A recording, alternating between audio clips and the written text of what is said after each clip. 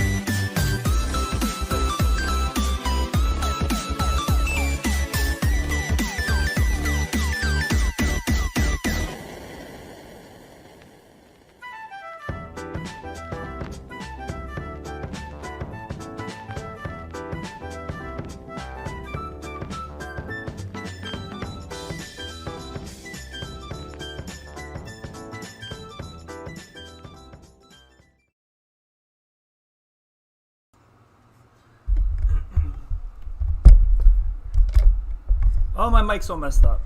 All right. How's that? Good? Sorry for the delay. I had like total technical meltdown over here.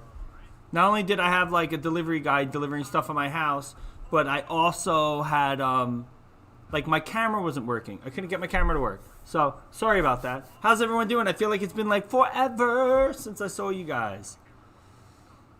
Don't be sad, James Didi. Don't be sad. I'm here. I'm here. How's everyone going? We need some music, don't we? Great? You're great? Excellent. Let's get some tunage. Oh, my Lord. What a weekend, huh? We had, like, okay weather, I guess. It's a little weird, but it worked out. It worked out.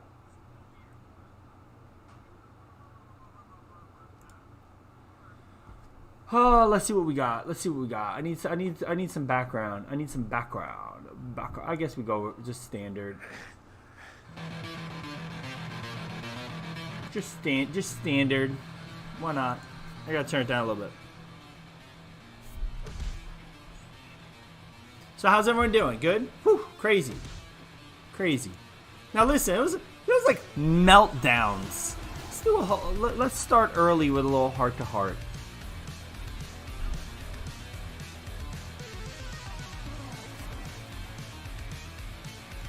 My heart-to-heart doesn't work because I had technical difficulties and I had to reboot my camera. That annoys me so much. So let's fix the heart-to-heart real quick. Here we go. You ready?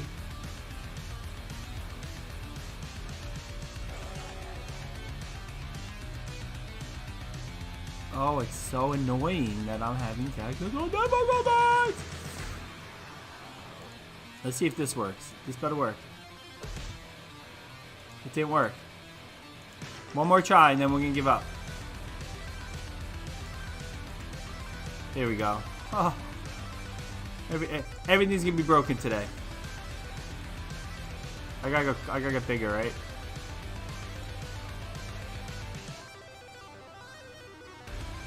There, my heart-to-heart is set up. Hi, Alex. Alright, so, the scavenger hunt was for fun. Some kids really panicked about it. It was an enjoyable thing. You know, if we went on the Washington D.C. trip, you would not have had class, and so we did that instead. I really think how, Volger, I really think how what? What are you talking about? Metal music in the background as Volger does a heart to heart. Okay, yeah, cool. So this week is going to be kind of cool. What we're going to do is today we're going to learn about Native American rights. Because we're still on civil rights. We're almost towards the end of it. Hello, Vicky. Steven, I knew you would, Steven. I never thought any less of you, sir. And then what we're going to do, Derek, that's good.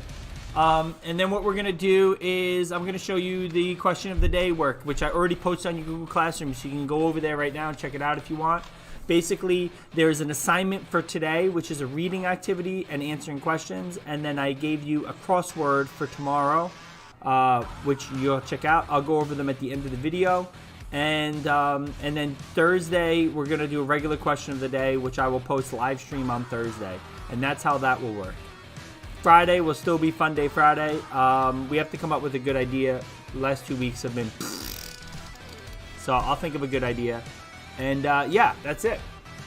Though you guys probably like the last 2 weeks. I prefer the pirate one. The pirate one was good. Thanks, James. James, I know you like metal music, James. You said it 25 times. It's very enjoyable. Hello, everyone else that's in chat that is not writing in chat. Hello, you all watching me. You 27 individuals. Yeah, and also a couple things. Like, guys, this learning from home stuff, it's weird. So, like, if you miss an assignment, make it up. I'm not cutting anyone off. So, at the end of the year, when I have to do grades and people have zeros, like, make that stuff up and you won't have zeros. And, all right, just make it up. I've said this before. I feel like some of you are playing games and some of you are, like, telling your parents other things, or you're forgetful or something like that. You can make up work. If you're missing assignments, make it up. Okay? Pretty simple. Top 5 roller coasters, Steven. That's a good one. And I could ride them. I like that. I like that, Steven. I'm writing that down. I'm writing that one down right now. Top 5 roller coasters. And my top 5 might be different because I'm not a big thrill guy. So I might be liking some weird roller coasters out there. You never know. Is the music so intense? I don't hear any music. No. It's not intense. I switched it now. There we go. Much better. Alright, so let's get going on today's lesson. Shall we? So today we're going to be talking about Native American rights. And your Google Classroom assignment, if we head over to your Google Classroom assignment, which I just assigned, your question of the day this week is Monday is Memorial Day. There's no school. Tuesday, you have the occupation of Alcatraz, which is a reading. Wednesday, you have a crossword. So the crossword looks like this. It's a PDF, all right? So obviously you can't write on a PDF, guys. So what you're going to have to do is you can either print it out and write the answers in and then take a picture of it with your camera and, like, attach it to the Google file, or you could just make a Google Doc and write, like, across and down and, you know, do your thing. I think I did a typo. I wrote up. Oh, I did. That's annoying. All right, moving on. So this is the reading that you have to do this week on Alcatraz. It's basically you read about it, and then there's a primary source document here. This is their demands. And then you have to answer the questions. Obviously, it's a PDF. You can't answer the questions here, which is why I attached a thing where you could just type in your answers right here, okay? So there's that. But what we're going to be talking about today is 3 major events that happened during the civil rights era of Native Americans that you might not know about. And these are things that happened to Native Americans that we should definitely think about and talk about. Who thinks the day dedicated to students is a good idea? Top Sith Lords? Well, I mean, I feel like everyone's going to have the same top 5. I know, unless you go like what is it, Revan? Is it Revan? Who's the Sith Lord from Knights of the Old Republic? That guy was pretty awesome. Wasn't Alcatraz a prison? It was a prison. We're gonna talk. You'll read about it. It was a prison that later got abandoned, and then Native Americans took it over. Because according to an old Native American treaty, it said that if the federal government takes over Native American lands and then like stops using it, it goes back to Native Americans. And since they stopped using Alcatraz, Native Americans took over Alcatraz, saying, "Oh, look, it's ours now." And it was a whole big like political statement by the Native Americans. Darth Revan, that's who it is. Yeah, Darth Revan's got to be up there, man. I also am a big Darth Maul fan. Barry, you're not a Sith Lord, sir. Sorry. Sorry, Barry. You got a lot more evil to do before you become graduates. All right, moving on. Here we go. So the three things we're going to talk about today is the purchase of Manhattan, which the Native Americans were kind of bamboozled. It's a good word. The Trail of Tears, which you might have learned about in 7th grade, but we're going to cover again today in quick detail. And then the Battle of Little Bighorn, right? So these are the four. The Massacre at Wounded Knee, and then Alcatraz. So we're going to start with the purchase of the island of Manhattan. Revan was only an apprentice? Yeah, but he was awesome. Weren't you, spoiler alert, weren't you Revan in the sequel? Like, you were Revan? If I recall. This is good. This is going back to, like, Iraq days. I played Knights of the Republic 2 when I was in Iraq. That's a true story. 2004. So, there you go. All right, so purchase of Manhattan Island. So the story is that the area is now known as the Borough of Manhattan in New York City and was long inhabited by the Lenape Native Americans. In 1524, Italian explorer Giovanni di Verrazzano, sailing for France, became the first documented European to visit that area that would become New York City. It was not until the voyage of Henry Hudson, though, an Englishman who worked for the Dutch East India Company, that the area was mapped. Hudson came across Manhattan Island and the native people living there in 1609 and continued up the river that would later bear his name, the Hudson River, until he arrived at the site of present-day Albany. A permanent European presence began in 1624 with the founding of the Dutch fur trading settlement. In 1625, construction was started on the citadel of Fort Amsterdam on Manhattan Island, later called New Amsterdam in what now is Lower Manhattan. So this is like Wall Street, you know, where the Twin Towers, Freedom Tower is. In 1625, establishment of Fort Amsterdam at the southern tip of an island is recognized as the birth of New York City. So when they built that fort, right, Fort Amsterdam, that's when New York City was kind of born, even though it was called New Amsterdam, because it was settled by the Dutch. According to a letter, Peter Minuet and Dutch colonists acquired Manhattan on May 24, 1626, from unnamed Native American people. It is believed that he made a deal with the Saises, chief of Carsani Indians of the Lenape. A lot of Native Americans. All these Native Americans, unfortunately, have probably passed away, like their tribes and stuff. It's terrible. In exchange for trade goods worth 60 guilders, often said to be worth $24, the figure of 60 guilders comes from a letter seen to the left by a representative of the Dutch Estates General and member of the board of Dutch West India Company. In 1846, a New York historian converted a figure of 60 guilders to $23. So basically what they're saying is Peter Minuet bought the island of Manhattan for $23. And it wasn't even money. It was actually like...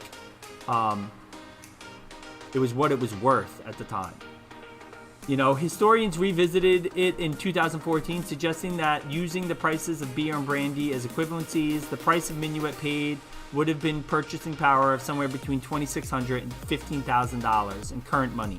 Still, for the entire island of Manhattan, can you imagine buying the island of Manhattan for $2,600? Like, that's a joke. And basically the story is this, and this is where it is. High and mighty lords. Yesterday, the ship of arms of Amsterdam arrived here. It sailed from New Netherland out of the river Martaris on the 23rd of September. They report that our people are in good spirit and live in peace. The women also have borne some children there. They have purchased the island Manhattans from the Indians for the value of 60 guilders. It is 11,000 morgens in size. That's 22,000 acres. They and so basically it's 7,246 beaver skins, 178 otter skins, 675 otter skins. Again, oh, that's half otter skins. Mink skins, lynx skins, minks. So all animal furs. Basically, they bought the island of Manhattan for a bunch of animal furs. Now, here's the problem. The story is that the Native Americans didn't know what they were doing. They didn't understand because of their beliefs that you could own land. And so when the Dutch and Henry Hudson kind of were like, hey, Peter Minuit, not Henry Hudson, when he was like, hey, we want to buy this land, they were like, you can't buy land. So the Native Americans, it was a good thing. They probably thought they were making one over on the Europeans, thinking like, you're going to give us all this stuff and we'll let you live here. But you can't own the land. Earth owns the land. But the Europeans were like, no, now we own the land. And so when the Native Americans were seen on that land after this deal, they could be shot at or attacked because they've been trespassing. Your dog, Vicky, your dog is an expensive dog, Vicky. I get my cats for free, Vicky. They're rescues. I think we have to pay to like get their shots and such, but it's pretty free. Emily, who's Emily's DIYs? Who's that? That's a new person in chat, and I like it. All right, let's move it on to Trail of Tears. So many Native Americans look at the purchasing of the island of Manhattan as trickery and bamboozlery, if that's a word. So, and I'm going to say it is, because I just said it. The Trail of Tears. When Andrew Jackson took office as president in 1829, he pursued a policy of removing Native Americans from their ancestral lands. This was done to make room for white settlers and speculators who made large profits from the purchase and sale of land. In 1830, Jackson signed the Indian Removal Act, which forcibly relocated most members of the Native American tribes in the South to Indian Territory in the West. While Jackson and other politicians attempted to put a positive spin on Indian removal in their speeches, the removal was in fact often brutal. There was little the Indians could do to defend themselves. In 1832, a group of about 1,000 Sac and Fox Indians, led by Chief Black Hawk, returned to Illinois, but militia members easily drove them back across the Mississippi. The Seminole resistance in Florida was more formidable, resulting in a war that began under Chief Osceola and lasted into the 1840s. The Cherokee of Georgia, on the other hand, used legal action to resist. The Cherokee people were by no means frontier savages. By the 1830s, they developed their own written language, printed newspapers, and elected leaders to a representative government. When the government of Georgia refused to recognize their autonomy and threatened to seize their lands, the Cherokees took their case to the U.S. Supreme Court and won a favorable decision. Supreme Court Justice John Marshall's opinion for the court majority in Cherokee Nation versus Georgia was essentially that Georgia had no jurisdiction over the Cherokees and no claim to their land. But Georgia officials simply ignored the court's decision, and President Jackson refused to enforce it. Jackson was furious and personally affronted by Marshall's ruling, stating, "Mr. Marshall has made his decision. Now let him enforce it." Finally, federal troops came to Georgia to remove the tribes forcibly. As early as 1831, the Army began to push the Choctaws off their land and to march them to Oklahoma. In 1835, some Cherokee leaders agreed to accept Western land and payment in exchange for relocation. With this agreement, the Treaty of New Escoita, Jackson had the green light to order Cherokee removal. Other Cherokees, under the leadership of Chief John Ross, he's on the left, he's the picture, resisted until the bitter end. About 20,000 Cherokees were marched westward at gunpoint on the infamous Trail of Tears. Clearly a quarter perished on the way, with the remainder left to seek survival in a completely foreign land. The tribe became hopelessly divided as the followers of Ross murdered those who signed the Treaty of New Escoita. According to legend, a Cherokee rose, the state flower of Georgia, grew in every spot a tear fell on the Trail of Tears. Today, flowers grow along many of the trails that Native Americans took. So, very important to point out here, they say 20,000 Cherokees and a quarter of them died, right? So, if those math folks out there, that's 5,000 Cherokees. That's just the Cherokees. Andrew Jackson forcibly relocated the 5 civilized tribes, which is like the Chickasaw, the Chickasaw, the Seminole, the Cherokee, and the... I'm drawing a blank.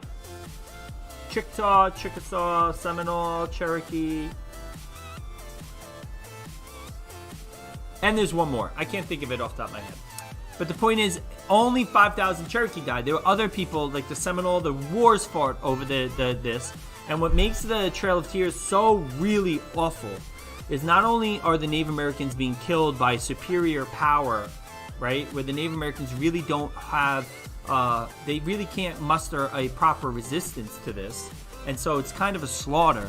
But on top of that, innocent children and women are killed because the soldiers are going to forcibly march them thousands of miles across the Mississippi out west.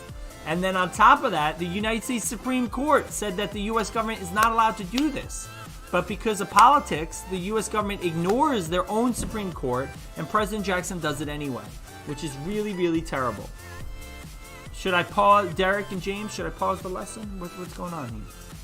All right. So, yeah. Trail of Tears, one of the worst things. There's all types of artwork. If you go over here and you go to like the Wild Web and you go the Trail of Tears art, okay? There's all different types of artwork, which I'm going to kind of show over here.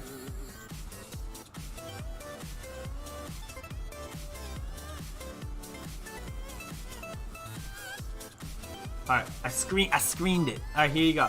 So there's like, I mean, it's just, there's so much artwork on the Trail of Tears. And like you could see here, like, you know, U.S. soldiers marching civilians, you know, in the winter. There's more abstract pieces of art like this one where, you know, they had to literally bury their family members on the side of the road and then keep walking. This is a very famous piece right here. You can see the hawk, like kind of the owl following them, right? And they're walking through the winter. And then this is one of the most famous pieces of art right here. You can see how many of there. And this is like a broken Cherokee warrior. Like, not that he's broken. He's not physically broken. His spirit is broken. That's why him and the horse are in that position, because it shows that they've like been spiritually defeated.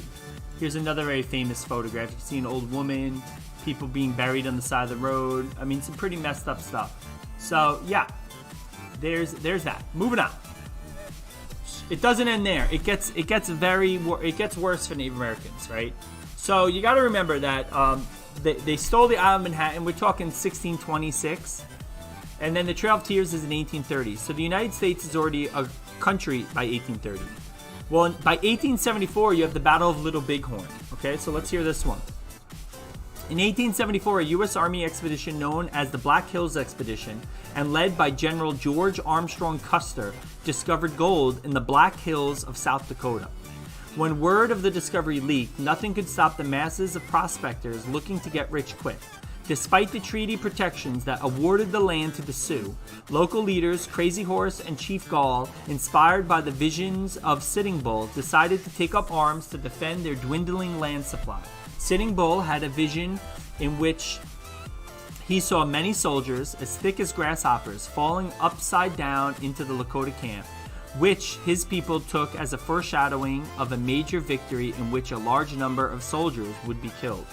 Custer was perhaps the most flamboyant and brash officer in the United States Army. He was confident that his troops and their superior firepower could contain the Native American fighters. Custer and his soldiers felt that it was only a matter of time before the Lakota Sioux, Northern Cheyenne, and Arapaho tribes would surrender and submit to life on a smaller reservation. Custer hoped to make that happen sooner rather than later. His orders were to locate the Sioux encampment in the Bighorn Mountains of Montana and trap them until reinforcements arrived. But the prideful Custer sought to engage the Sioux on his own.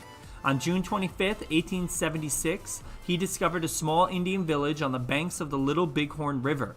Custer confidently ordered his troops to attack, not realizing that he was confronting the main Sioux and Cheyenne encampment. About 3,000 Sioux warriors, led by Crazy Horse, descended upon Custer's regiment, and within hours, General Custer and the entire 7th Cavalry was annihilated, and Custer was killed.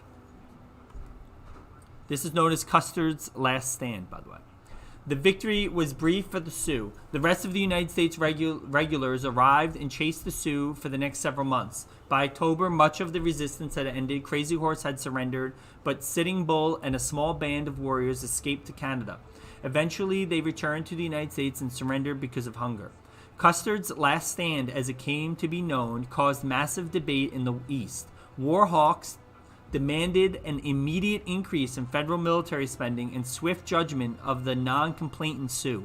Critics of United States policy also made their opinions known. The most vocal detractor was Helen Hunt Jackson. published A Century of Dishonor in 1881. This blistering assault on a United States Indian policy chronicled injustices towards Native Americans over the past 100 years. The American masses, however, were unsympathetic or indifferent. A systematic plan to end all Native resistance was approved, and Native American Indians of the West would not see another victory like Little Bighorn. So, let's go over this real quick. General Custer finds gold on Sioux land, so he goes on to Sioux land. He decides himself that the Sioux are going to be relocated eventually to a smaller reservation, so he's going to help it along. So he goes on to Sioux land looking for gold, trying to fight the Native American resistors, when really they're not resisting, they're protecting their own land that the U.S. government gave to them. Crazy Horse, they defend their land, they attack Custard. Well, actually, Custard attacks them. They defeat Custard and the entire regiment of the 7th Cavalry Division, which is pretty messed up. It's a lot of U.S. soldiers. Like something like 230 soldiers died. After that, because U.S. soldiers have been killed, the United States government has to do something about it. So they send more soldiers to hunt down Crazy Horse and pretty much punish the Sioux for the Sioux protecting their own land that the U.S. government gave them. So it's really messed up here, right? The Sioux get in trouble and the Cheyenne get in trouble for protecting their land that the United States gave them. And the only reason why the United States and General Custer went onto their land was because of gold. Like, really? Are we doing this here? Really? Really now? Like, do you blame the Sioux? You know what I mean? Like, come on. Like, they're doing their job. But this is the problem that Native Americans always have to deal with when dealing with the United States. It's like they get in trouble if they follow America, right? With, like, the Trail of Tears. They listen to America. They have to relocate. They follow American laws. They sue. They go to the Supreme Court. The Supreme Court tells the Cherokee they win, and yet the government ignores them anyway. And then they get in trouble if they don't listen to America, right? If they fight, then America's like, you're savages, you're fighting, and you should be punished, and you should be killed. And it's like they literally, all that the United States government wanted back then was their land, and they didn't care how they were going to get it. They didn't care if Native Americans followed the law, if Native Americans did what they were supposed to do, if Native Americans fought back. It didn't matter to them. All that mattered is that America wanted that land. And we kept giving them, by the way, when we first put them on reservations, we put them on reservation land that we did not deem valuable. So the Sioux were already put on land that wasn't that valuable until Custer found out there was gold on it. It's messed up. It's messed up, Barry. Getting upset, Barry. All right. Massacre at Wounded Knee. It gets worse, folks. And this is the last one. In the years after the victory of Battle of Little Bighorn, most Sioux were forced into reservation life at gunpoint. Many Sioux sought spiritual guidance. This began a religious awakening among tribes of North America. Called the Ghost Dance by the white soldiers who observed the new practice, it spread rapidly.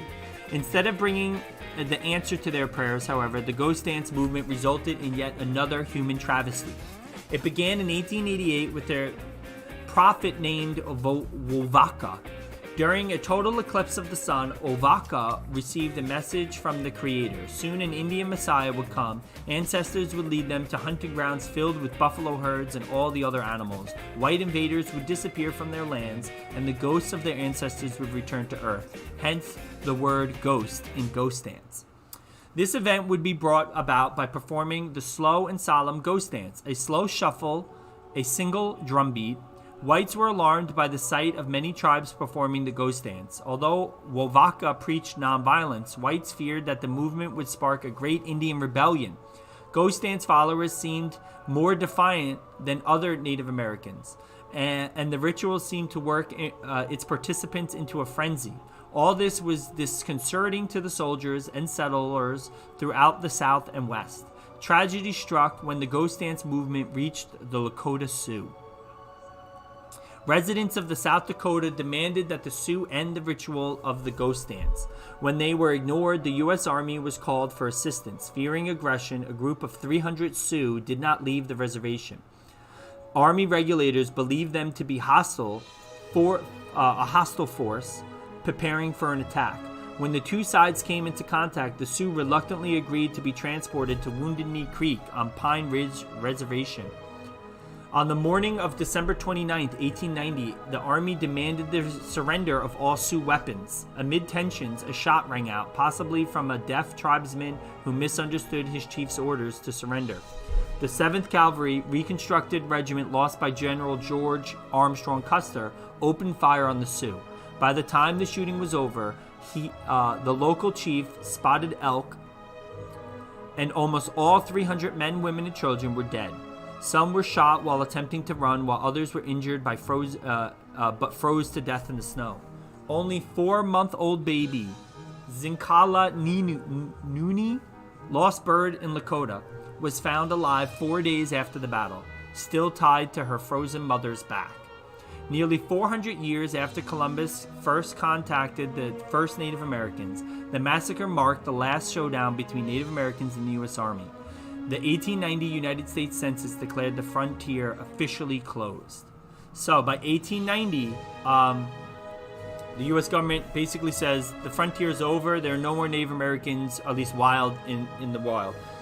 And it closes with this massacre at Wounded Knee, where the U.S. Army shoots and kills 300 men, women, and children, and pretty much in cold blood, and then leave them in the snow, to the point where 4 days after the massacre, they found the only living survivor of the battle, which was a 4-month-old baby, and she was strapped to her mother's back. 4 days? I mean,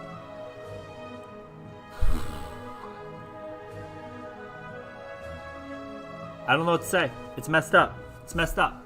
So the point of today's lesson, and the point of me talking about the massacre of Wounded Knee, the Battle of Little Bighorn, the Trail of Tears, and the purchase of the island of Manhattan, is to talk about how African Americans were not the only people fighting for civil rights throughout the 20th century. American Indians were too. The American Indian movement came about. We haven't even talked about other things too, like the fact that in the 1940s and 1950s, the U.S. policy towards Native Americans were basically to Americanize them and to not allow them to speak their native languages or practice their native religions on their reservations. You know, Native children on reservations had to go to American schools and learn English, and they were even, documented that they would get hit if they were speaking their native tongues at school and things like this. It was pretty messed up stuff. And so throughout the 50s and 60s, the American Indian movement rose up. And basically, this is a movement that is going to fight like the African American Civil Rights Movement, only they're going to fight for American Indians. And one way they do this is they're going to do this with, of course, the... I don't want to show you the answer. I'll go over here. I don't want to show you the answers. They're going to do this with, of course, in 1969, the occupation of Alcatraz. Native Americans are going to peacefully take over Alcatraz, and they're going to use it as a turning point for them to get more rights. Okay, and I just wanted to talk about this stuff today because it really to show you that civil rights is not an African American only thing. I know history class kind of teaches it that way, but women rights. Hispanic rights. We're going to learn about Cesar Chavez tomorrow with, Hispanics coming up from Latin America and basically the rights that they have to deal with and the way they're treated in the United States. Asian American rights. There's all, because America was founded by the English colonies, and then basically we primarily became like a European place where the majority of our people were European descendants. That minority groups, Indian Americans, Asian Americans, Hispanic Americans, American Indians, African Americans, they get they always have to fight for their rights. And that's something that I just want to point out the same. And that's it. Okay? So your question of the day, which I do not have the song, James. I apologize. I had technical difficulties. But the bottom line is basically you're going to go here. I already put today and tomorrow's up if you want to get a jump start on that. Today's is to read an article about Alcatraz, answer the questions. Tomorrow is a crossword. Use Google if you need to, or, ask your parents. That's cool too. Well, James, homosexual and bisexual and transgendered rights, like the LGBTQ community, is more of yes, they're fighting for civil rights too. But I would say that you know, homosexual rights really became a big thing in the 60s, 70s, 80s, 90s, of course. But the LGBTQT and transgender rights, that's more of a modern thing, which is like the last 30 years. You know, we're going back 70 years. So that's more modern. Usually I cover the LGBTQ community when we talk about Modern America, which is our next unit. But you're absolutely right. People still today are fighting for civil rights, including those group of people. So that's it, guys. That's it for today. Sorry for the late start. I know it was crazy. Hopefully I got everything fixed up. And yeah, that's it. Okay. I am working on doing some special stuff for behind the scenes. I don't want to spoil anything, okay? But we're planning something for your graduation. And so I'm kind of like waist deep in that. So if I seem a little like distracted or I don't get back to you, or it's because it's not that I'm not doing stuff. I'm just doing stuff behind the scenes that takes a lot of like computers and video making and things like that. So just be aware of that. And that's it. All right. And you could always reach me on Google Classroom is the easiest way, right? Message me on Google Classroom and it gets an alert on my phone and I'll see it right away and hopefully answer it. And remember, you can always make up late work, so do that. Okay, guys? That's it for today. I will see you tomorrow at 10 a.m. sharp. And that's it. Bye. I see you.